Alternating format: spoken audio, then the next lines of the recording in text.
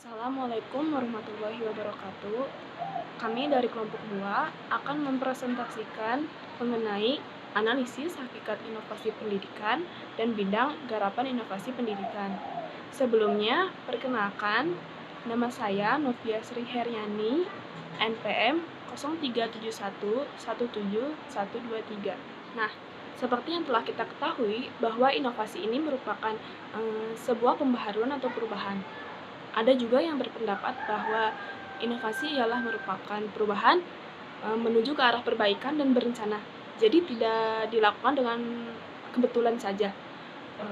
Ada juga seorang ahli bernama Saud yang berpendapat bahwa inovasi ini merupakan ide, barang, kejadian, dan metode yang dirasakan dan diamati sebagai suatu hal yang baru bagi seseorang dan sekelompok orang, baik itu dari hasil invensi maupun discovery. Nah, inovasi sendiri ini juga dilakukan untuk mencapai tujuan tertentu dan untuk memecahkan masalah tertentu. Nah, ada juga pengertian pendidikan menurut Undang-Undang Nomor 20 Tahun 2003 yang menyatakan bahwa pendidikan ini merupakan usaha sadar dan terencana untuk mewujudkan suasana belajar dan proses pembelajaran agar peserta didik ini dapat secara aktif mengembangkan potensi dirinya untuk memiliki kekuatan spiritual keagamaan, pengendalian diri, kepribadian, kecerdasan, akhlak mulia, serta keterampilan yang diperlukan untuk dirinya sendiri, masyarakat, bangsa, dan negara. Saya akan memaparkan apa itu inovasi pendidikan. Inovasi pendidikan adalah inovasi dalam bidang pendidikan atau inovasi untuk memecahkan masalah dalam bidang pendidikan. Dan dari pemaparan yang telah disampaikan, dapat dirangkum bahwa inovasi pendidikan adalah suatu gagasan atau ide mengenai perubahan dalam dunia pendidikan ke arah yang lebih baik, yang disesuaikan dengan perkembangan zaman dalam rangka untuk mencapai tujuan yang telah ditentukan. Jadi inovasi merupakan perubahan, tetapi tidak semua perubahan merupakan inovasi. Terima kasih. Bidang garapan inovasi pendidikan. Bidang-bidang inovasi pendidikan berdasarkan komponen yang ada dalam komponen keseluruhan sistem pendidikan. Terdapat banyak hal yang perlu mendapat perubahan, baik itu peningkatan, penyempurnaan, maupun perbaikan melalui kegiatan inovasi. Bidang-bidang ini antara lain menyangkut peserta didik, tujuan pendidikan, isi bahan ajar, media pelajaran, fasilitas pendidikan, metode dan teknik komunikasi, struktural tata laksana, hasil pendidikan, dan situasi belajar mengajar. Inovasi menurut Santoso. Yang pertama, bidang peserta didik. Yang kedua, bidang tujuan pendidikan. Yang ketiga, isi pelajaran. Yang keempat, media pembelajaran. Yang kelima, fasilitas pendidikan. Yang keenam, metode dan teknik komunikasi. Yang ketujuh, yang terakhir, hasil pendidikan. Assalamualaikum warahmatullahi wabarakatuh. Perkenalkan, nama saya Dia Permatasari. Saya dari kelas 7E NPM 0371171127. Di sini saya akan menjelaskan tentang contoh dari inovasi pendidikan menurut B. Imles.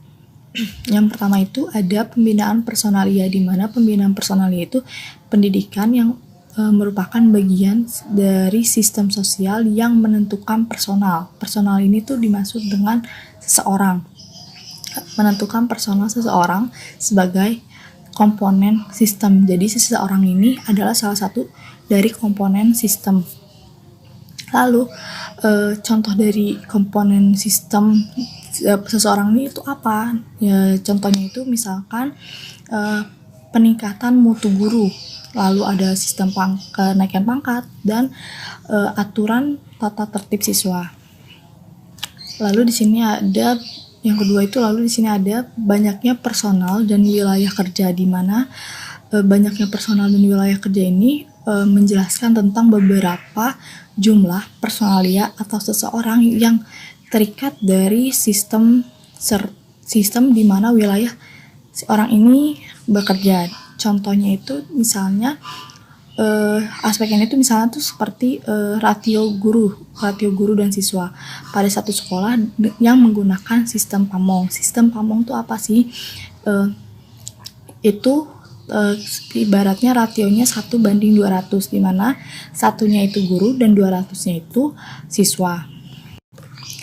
Lalu yang ketiga ada fasilitas fisik. Fasilitas fisik itu apa?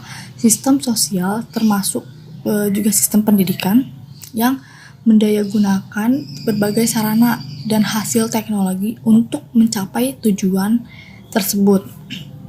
Contoh dari fasilitas fisik ini tuh komponennya apa? Perubahan bentuk tempat duduk. Tempat duduk siswa itu berubah-ubah. 1 anak, 1 kursi, dan 1 meja. Atau 2 meja, 2 kursi, 2 anak gitu. Lalu perubahan pengaturan dinding ruangan, di mana dinding itu batas antara ruang yang mudah dibuka. Sehingga diperlukan ruang yang dapat disatukan. Contohnya tuh kayak kelas, satu gedung itu ada beberapa kelas yang ruangannya itu bisa disatukan. Lalu perlengkapan perabot laboratorium bahasa yang penggunaan CCTV, televisi yang terbatas dan sebagainya.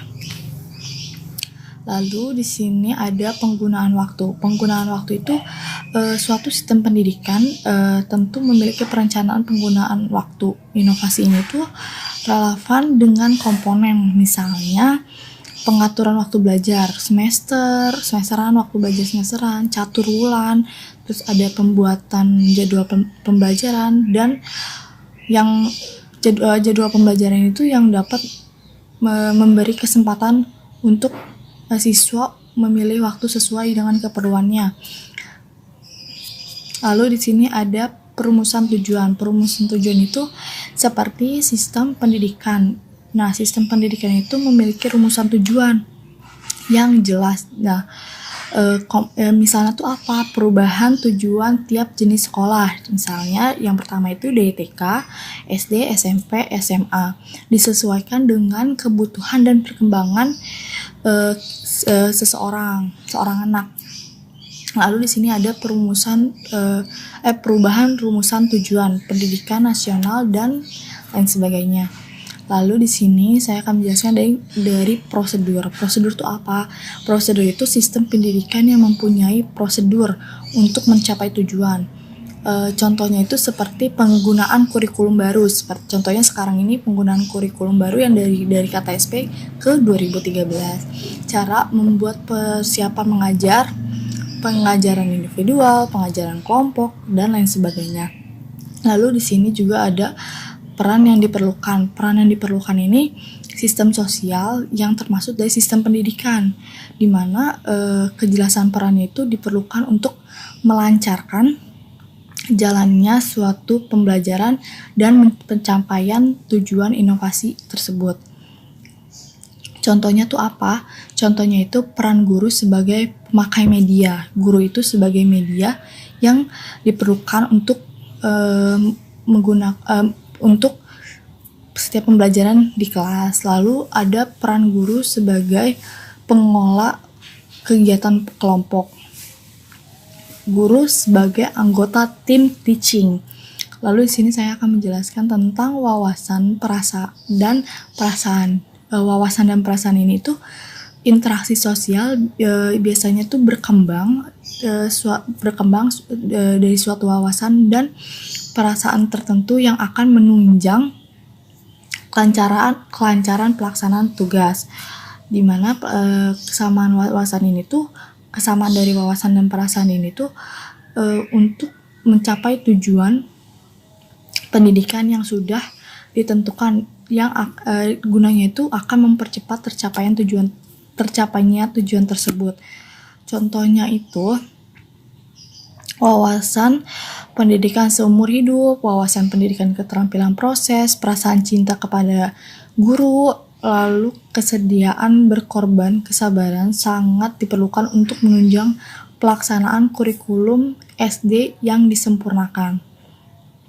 Lalu di sini saya akan menjelaskan lagi tentang bentuk hubungan antar bagian mekanisme kerja.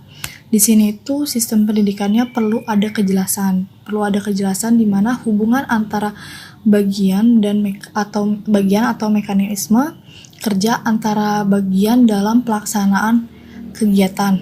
Ini tuh untuk mencapai tujuan. Contohnya itu seperti diadakannya perubahan pembagian tugas antara seksi di kantor departemen, atau mekanisme kerjanya antar seksi. Di perguruan tinggi ini tuh diadakan perubahan hubungan kerja antara jurusan, fakultas, dan biro registrasi tentang pengadministrasian nilai mahasiswa. Lalu di sini ada hubungan dengan sistem yang lain, di mana hubungan dengan sistem yang lain itu pelaksanaan kegiatan pendidikannya dalam beberapa hal harus berhubungan, di mana berhubungan itu bekerja sama dengan sistem yang lain. Contohnya itu seperti yang kita lakukan kemarin itu KKN. Terus ada KKN ini yang diambil dari data pelaksanaan KKN yang bekerja sama dengan pemerintah daerah setempat.